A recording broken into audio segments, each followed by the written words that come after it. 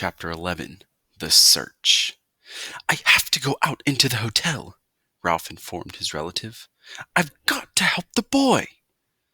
"Oh, no, not out into the hotel," cried Ralph's mother.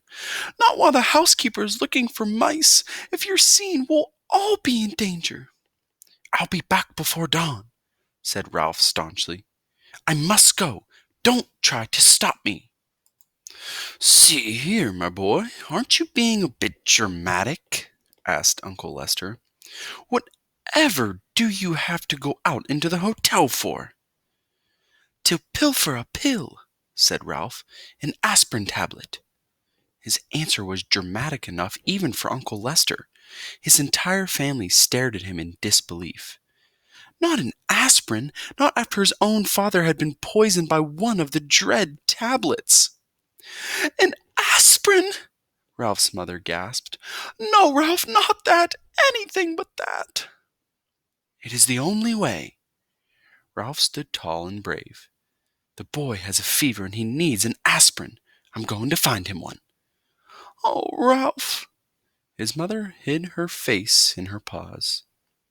"But Ralph," quavered Aunt Sissy, "remember your father. You can't carry an aspirin in your cheek pouches. It would poison you. How could you get one here?" "I'll find a way." Ralph was outwardly steadfast in his determination, but inside he wondered how he would manage to get an aspirin into room 215 if he did find one. Roll it, perhaps. "Ralph, stay here," pleaded his mother. "You're too young. Let your Uncle Hester—" "Well, now let's talk this over," said Uncle Lester. "I'm not too young, and I haven't a moment to lose." Ralph, who was really frightened by what he was about to do, also enjoyed the drama of the moment.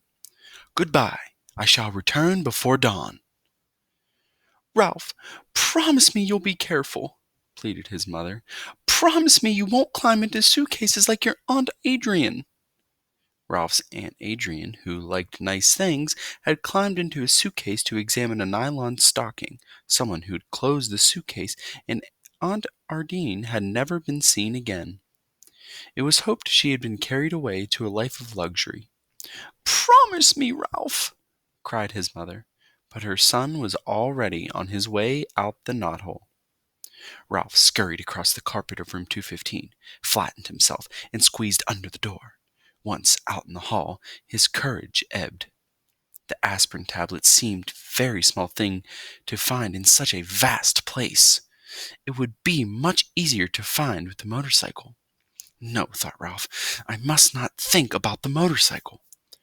Ralph began to feel pretty small himself, much smaller than he had felt during this show of bravery back in the mouse nest. Down in the lobby, a clock struck 1. There was not a moment to lose. He ran to the next room, squeezed under the door, and searched under the beds and the dresser, while the 2 guests slept soundly. All he found was a bobby pin. He skipped room 211 because his enemy, the little terrier, was still there, and ran on to room 209. A hurried search, frightening because of the loud and uneven snores that came from one of the beds, revealed nothing but a few pretzel crumbs, which Ralph did not have time to eat. On and on ran Ralph, down the hall, under doors, around under beds and dressers. There was not a single aspirin tablet to be found. In one of the rooms he did see a penny that had rolled under a luggage rack, and remembered his mother's wish to leave a tip for room service. But tonight he had no time for pennies. He must press on and find an aspirin.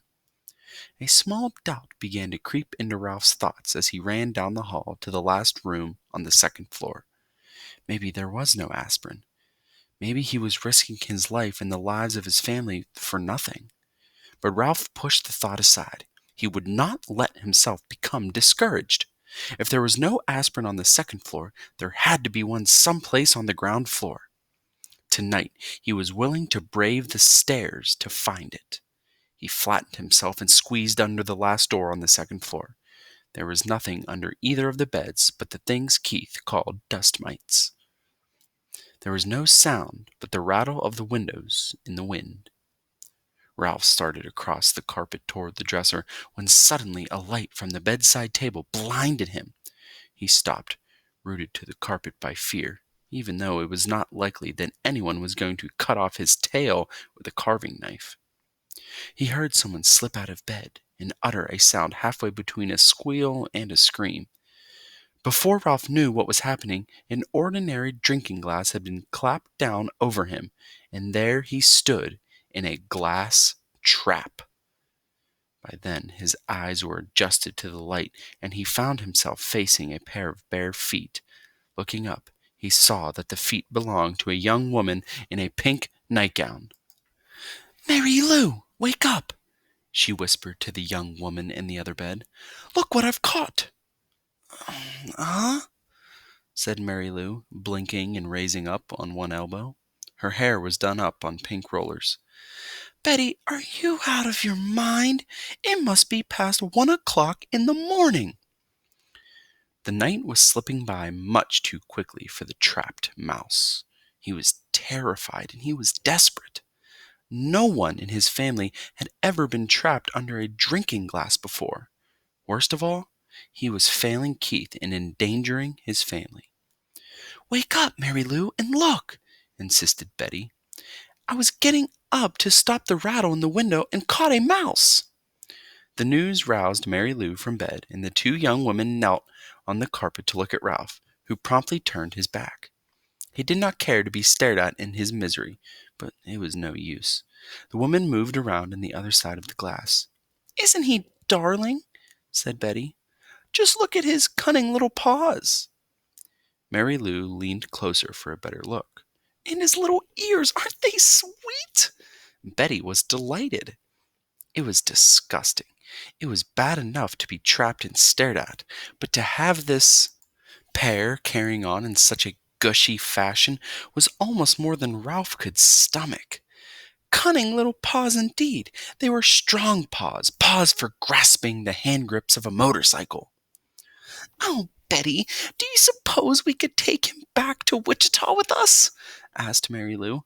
"My third grade would love him." "So would my kindergarten," agreed Betty. "We could keep him in a cage on the ledge, and all the children could bring him food from home. It would be such a good experience for them to have a pet in the classroom." "Well," thought Ralph grimly, "I always wanted to travel." A cage in a kindergarten in Wichita, however, was not exactly the destination he had in mind. The minutes were slipping by dangerously fast. He had to do something. "Look!" he shouted through the glass in desperation. "Let me go! Let me go! Please let me go! There's something terribly important I've got to do." "He squeaked!" marveled Betty. "He's adorable!" squealed Mary Lou. It was no use. Young woman could not speak his language. Ralph was in despair. He thought of Keith tossing feverishly in his bed, and of his family huddled in the mouse nest waiting for his safe return. "But I don't see how we could take him back to Wichita," said Betty sensibly. "We're driving to San Francisco and then to Disneyland before we start back. How could we carry him thousands of miles?" The two teachers looked thoughtfully at Ralph, who knew his fate depended on their decision. Was he to be carried to Disneyland and eventually to the ledge in a kindergarten room in Wichita? Or would they let him go? A third possibility crossed Ralph's mind. Perhaps they would leave him under the glass for the housekeeper to see. He hoped not. He did not think he could last that long. Already the inside of the glass was beginning to feel warm and airless. "I suppose we really shouldn't turn him loose in the hotel," said Mary Lou. "Mice are pests, even if they are cute." The teacher not only destroyed Ralph's hopes, she hurt his feelings as well, calling him a pest when he was on an errand of mercy.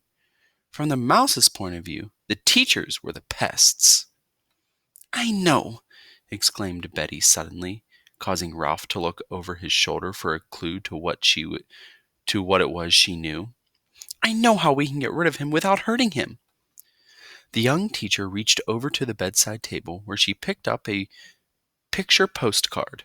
She slid it carefully under the glass and under Ralph's feet so that he was now standing on a postcard. He noticed the picture was of a giant redwood tree. the same postcard all travelers bought when they came to California. "Now what are you going to do?" asked Mary Lou. "Watch!" Betty carefully lifted the postcard, Ralph, and the glass and walked across the room. Even though he knew it was useless, Ralph scrabbled around in his tiny prison. He was afraid she was taking him toward the wash basin. He'd heard of mice being drowned by people who did not like traps. The teacher walked not to the wash basin, but to the open window. She held Ralph across the sill, removed the postcard from the glass, and gave it a little jerk that shook Ralph into the vines that grew up the side of the building. "There," she said, and closed the window, leaving Ralph clinging to a vine high above the ground.